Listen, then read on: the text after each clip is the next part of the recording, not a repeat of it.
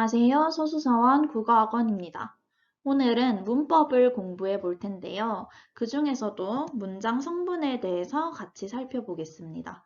문장 성분을 공부하기 전에 품사에 대해 공부하고 오면 더 좋을 듯 합니다. 자, 문장 성분을 공부하기 전에 조금 유의해야 할 점이 품사와 문장 성분을 구별할 줄 알아야 한다는 건데요. 먼저 품사 같은 경우에는 단어의 성격이나 성질별로 묶어놓은 것을 의미를 합니다. 그래서 사람도 뭐 착하다 혹은 성실하다 이런 성격이 있는 것처럼 단어도 그 각각의 성격이 있고 그것만 그 같은 것들, 성격이 같은 것들끼리 묶어놓은 것을 품사라고 합니다.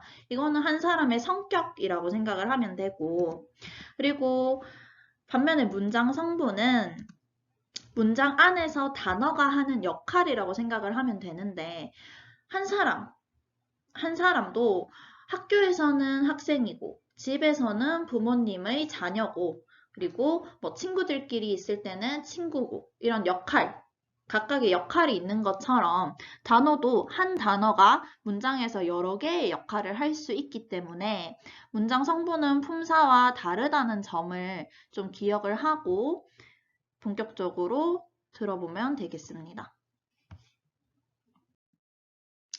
본격적으로 문장 성분에 대해서 한번 살펴보면 문장 성분은 문장을 구성하는 요소이자 문장 안에서 일정한 역할을 하는 것입니다. 예시를 한번 만들어 보면 누가 무엇을 어찌하다로 문장을 구성할 때 누가에 해당하는 나는 이라는 말과 어찌하다에 해당하는 먹는다를 가져오겠습니다. 그러면 무엇을 먹었는지가 필요하겠죠. 그래서 여기에 해당하는 치킨을까지 한번 가져와 보면 완전한 문장이 구성이 됩니다. 자, 이렇게 문장을 이루고 있는 세 덩어리 나는 치킨을 먹는다가 각각의 문장 성분이라고 할 수 있습니다. 다음은 문장 성분의 종류에 대해서 살펴보겠습니다. 자, 문장 성분은 크게 주성분, 부속성분, 독립성분 이렇게 세 가지로 나눌 수 있는데 주성분을 먼저 보면 문장을 만들기 위해 필수적으로 필요한 성분으로 주어, 서술어, 목적어, 보어가 여기에 해당을 합니다. 그리고 부속성분은 주성분을 꾸며주는 성분으로 관형어와 부사어가 여기에 해당을 하고 독립성분은 주성분, 부속성분과 직접적인 관련이 전혀 없고 따로 떨어져 있는 성분을 얘기를 합니다. 보면 아까 가져왔던 나는 치킨을 먹었다 라는 문장을 봤을 때 이 세 덩어리만으로도 완전한 문장을 구성할 수 있기 때문에 이들은 주성분입니다. 근데 여기에서 이 문장을 꾸며주는 말들을 한번 넣어 보겠습니다. 그러면 나는 맛있는 치킨을 많이 먹었다 에서 맛있는과 많이는 각각 치킨을과 먹었다를 꾸며주고 있는 부속성분이라고 할 수 있습니다. 자, 그리고 이어서 독립성분을 한번 보면 맛있는 치킨이다 라는 문장은 지금 완전한 문장입니다. 여기에 감탄하는 말을 한번 넣어보면 우와 맛있는 치킨이다 라고 했을 때 우와는 맛있는 치킨이다와 같은 성분을 꾸며주거나 또는 뭐 어떤 관계를 맺거나 하지 않고 혼자 따로 독립된 성분이라고 할 수 있습니다. 그래서 이를 독립성분이라고 합니다. 자, 그러면 앞서 잠시 나왔던 주어, 서술어 등에 대해서 살펴보겠습니다. 아까 주성분에는 주어, 서술어, 목적어, 보어가 있다고 했는데요. 주어를 먼저 보면 문장의 주체로 누가에 해당하는 성분입니다.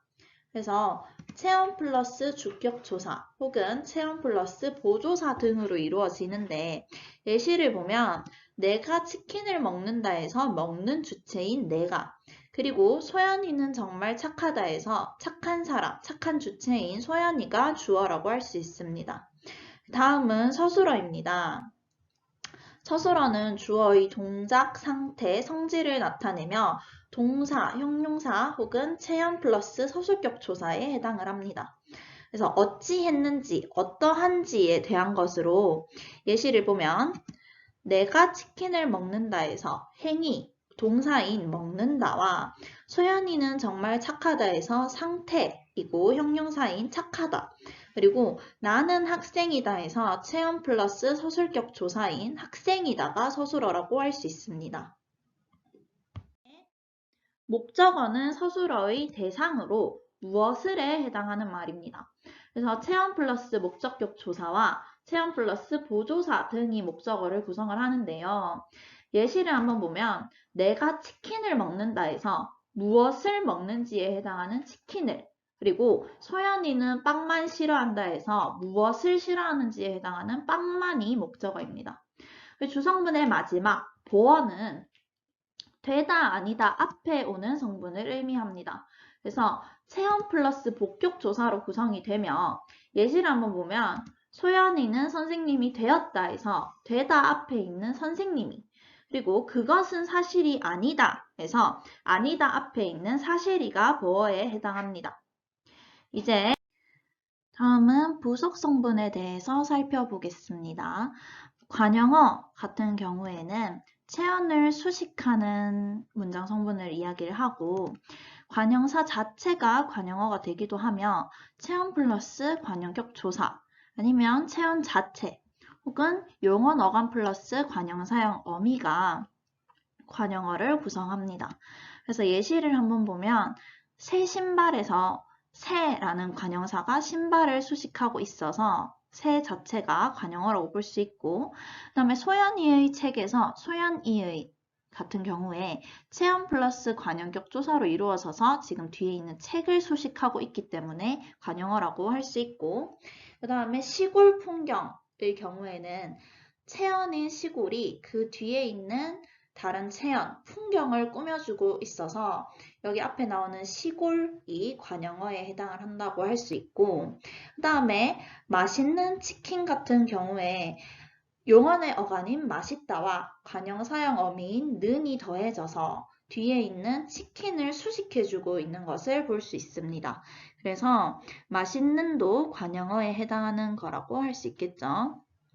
그 다음에 부사어는 용언 또는 부사, 문장 전체 등을 수식하는 것으로 부사나 체험 플러스 부사격 조사, 접속 부사 등으로 구성을 하고 있습니다. 예시 보면 정말 재밌다에서 정말이 뒤에 있는 서술어 재밌다를 꾸며주고 있죠. 그래서 정말이 부사어에 해당한다고 할 수 있고 집에서 출발했다. 또 뒤에 있는 출발했다를 앞에 있는 집에서가 꾸며주고 있어서 이 또한 부사어라고 할 수 있습니다.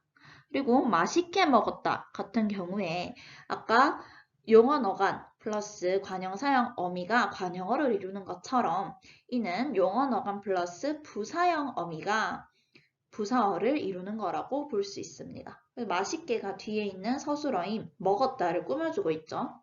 그리고 마지막으로 그리고 눈이 내렸다 같은 경우에 지금 접속 부사인 그리고가 부사어에 해당하는 거라고 할 수 있습니다.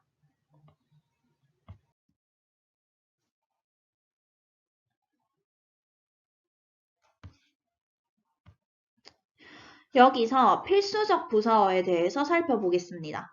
자, 부속 성분에 해당하는 부사어는 필수로 필요한 성분이 아니라고 이야기를 했었는데 부사어를 반드시 필요로 하는 서술어가 있고 그 서술어의 부사어는 필수적 부사어라고 합니다.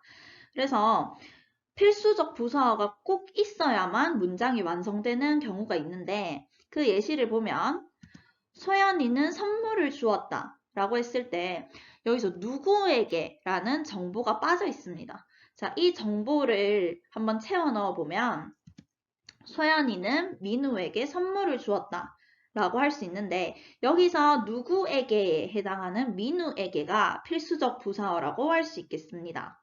자, 이처럼 부사어는 원래 필수 성분이 아니지만 필요로 하는 서술어가 있기 때문에 필수적 부사어도 있다는 점을 기억하면 좋겠습니다.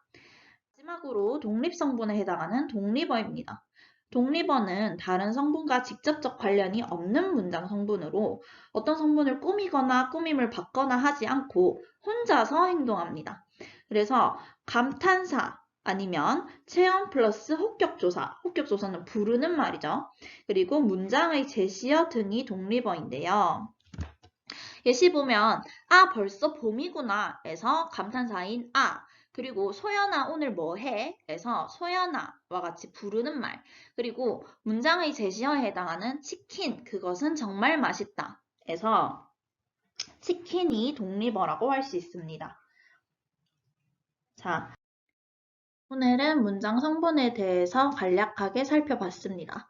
끝까지 봐주셔서 감사합니다.